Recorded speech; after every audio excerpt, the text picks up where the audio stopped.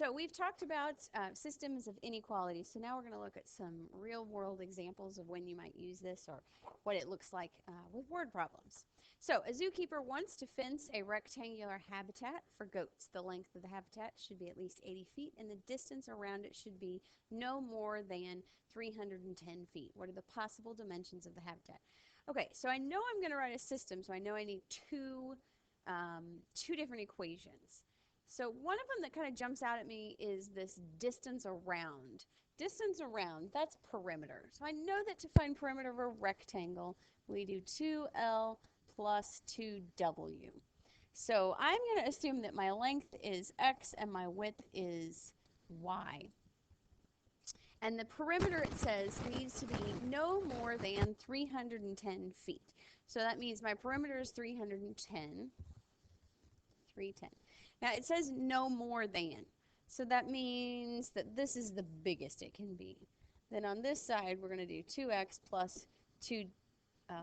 So that gets me my x and y so I can graph. But really the x and y are just L and W. Now, it says that the length of the habitat, which we're letting length be x, should be at least 80 feet. So at least 80 feet, which means it's got to be bigger than 80 feet. So now I have my two equations. Now this is pretty nice because this one here just only has one equation. So I'm going to graph them. If you remember, if you're going to graph an equation that just has one variable, it's going to either be a horizontal line or a vertical line. So since we have x, this is going to be a horizontal line. The other one, I think I'm going to graph the other one using intercepts. Since it's in standard form, that looks fairly easy. Both of them are 2, so I'm going to end up with the same thing. So if I put a 2 in for my x here, I end up with 310 divided by 2, which is 155. And then if I put a 0 in for the y, I get the same thing. Okay, so I know I need to have my intercepts at 155 and 155 and a horizontal line at 80. So when I come over here to make my graph, I'm going to make my scale. I mean, I might have to count by 5s, I think, in order for this to work out right. So 5, 10, 15, 20, 25, 30, 35, 40, 45, 50, 55, 60, 65, 70, 75, 80. Nope, that's not going to work. That's not enough room. All right, let's try 10s. 10, 20, 30, 40, 50, 60, 70, 80, 90, 110, 20, 30, 40, 50. Here's 150, and then this would be 160. So I can get it between the two of them, and it'll fill my space pretty well. So 10, 20, 30, 40, 50, 60, 70, 80, 90, 100, 110, 120, 30, 40, 150, 160.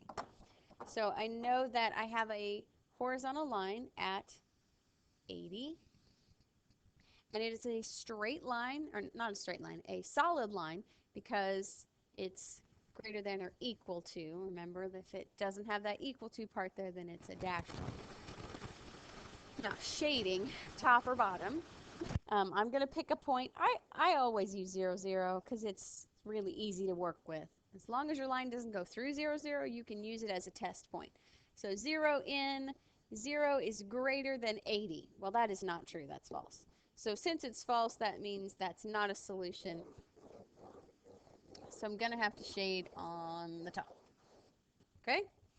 Now the other one, I have a dot at 155 and the other intercept at 155. Let's see if I can make a straight line here.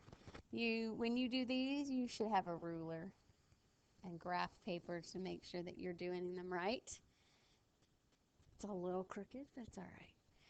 I'm going to do 0, 0 again. I know it didn't work for our first test point, but this is a different equation, so I'm going to try it again. It's different equation, so we can try it again. So 310 greater than or equal to 2 times 0 plus 2 times 0. Well, that all just ends up being 0. So 310 is greater than 0. That is true. So that means that this is a solution. So I want to shade on this side where it is. Now, what I end up with is this triangle right here where they are both shaded. And that is the solution, or everything inside of that triangle is the solution. Now, I kind of drew that extra side of the triangle here. Because of the word problem, I know that there's what we call a constraint here. Can't go past this. So why can't, in this particular problem, why can't I go past that line?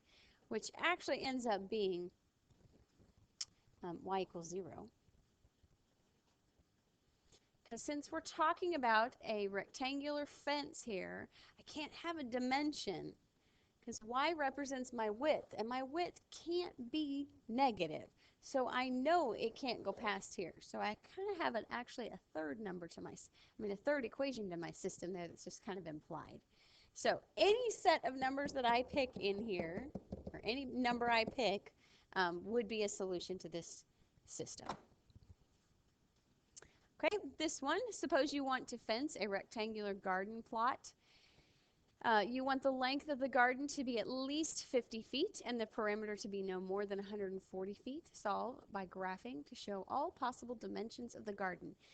Now, this one is almost identical to the last one, so if you would pause the video and try this one on your own, then you can unpause it and check it and see how you did. Okay, so our two equations, just like the last one, we're going to use this little at least 50 feet to represent our length. So y is greater than or equal to 50, and then the perimeter was 140, greater than or equal to 2x plus 2y. And those are my equations. So I now have to have a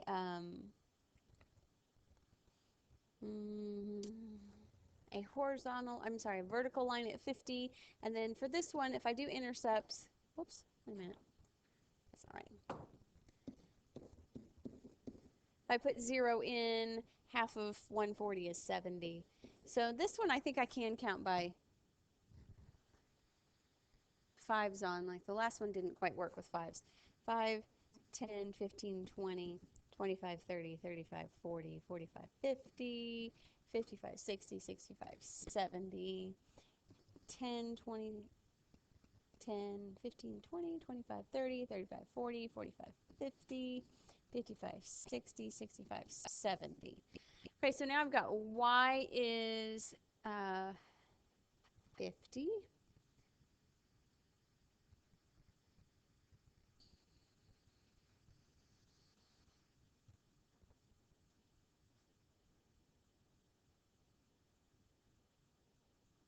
That's x is 50.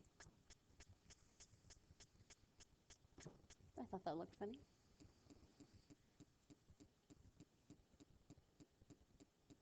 Okay, y is 50. It's greater than, so we're going to shade on the top. And then our other one, we have a point at 70 and a point at 70. Connect those. Ooh, that's crooked. That's like an arch. Let me try that again.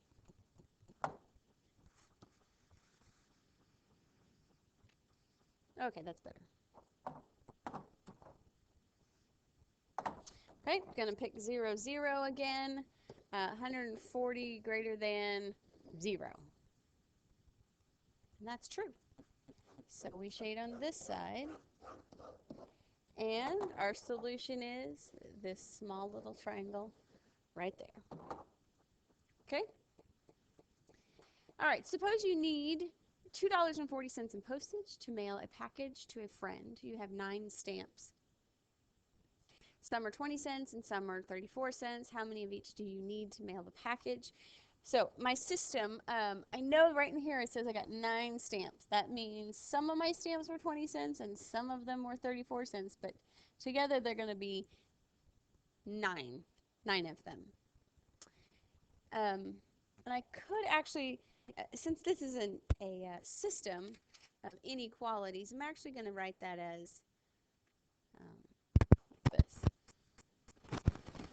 because I can't have any more than 9 stamps because that's what he said. But maybe I don't need all 9 to mail my package, so I can say it's a less than 9, but it can't be more than 9. Then the other thing is then our value of our stamps. There's 20-cent stamps and there are 34-cent stamps. Now I have to be really careful here because I wrote this as 20 and that is in cents.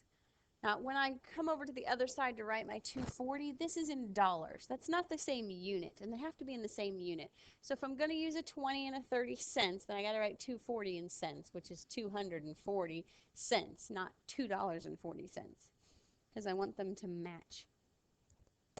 And then I need this to be greater than or equal to 240 because I know I need 240 cents worth of postage.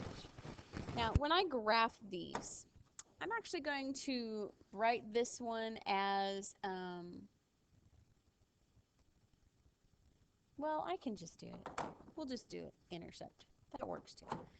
I could write it as slope intercept, and I mean that's kind of what I thought first, but we'll do it this way because that's what we've been doing.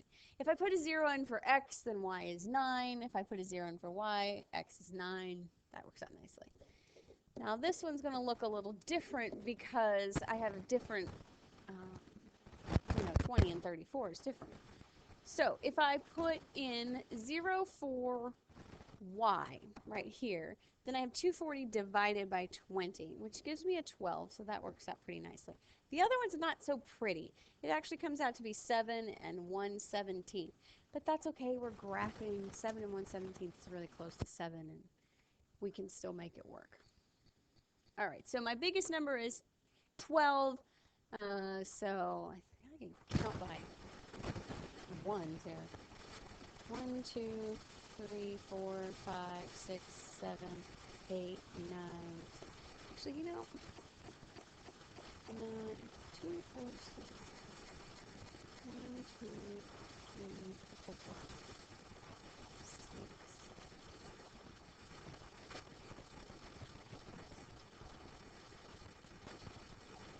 No, I can't count by twos. Or by half.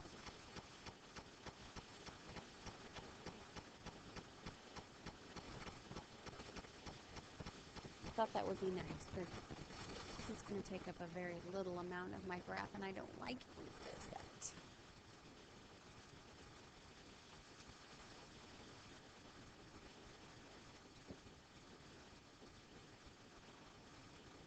My first intercept is 9 and 9. That's my first one. And if I put zeros in, if I tried the point 0, 0, 0 plus 0, 0, 0 is less than 9.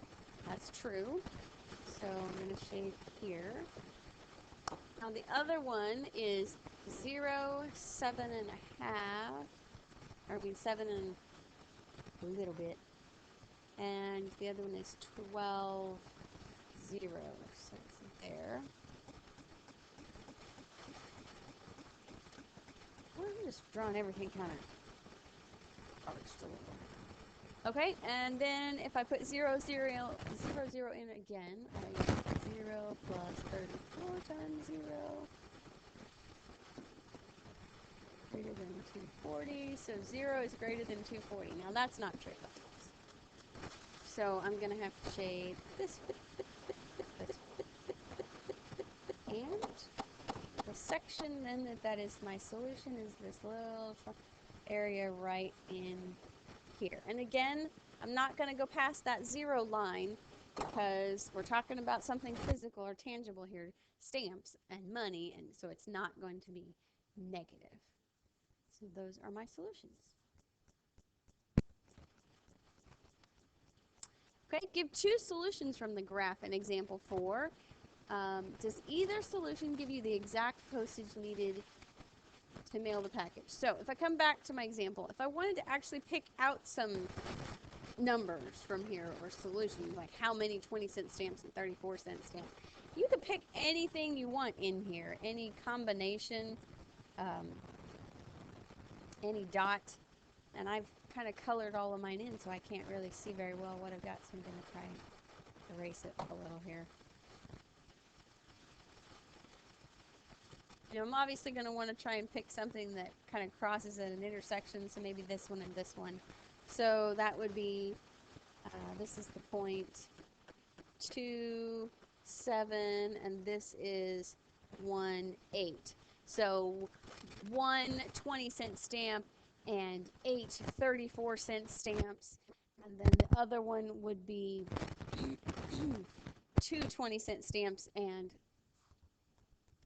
7 34-cent stamps. So the next question was, does either solution give you an exact postage? So 20-cent stamp, and I got one of them, plus 34-cent stamps, and I got 8 of those. And of course, 20 times 1 is 20.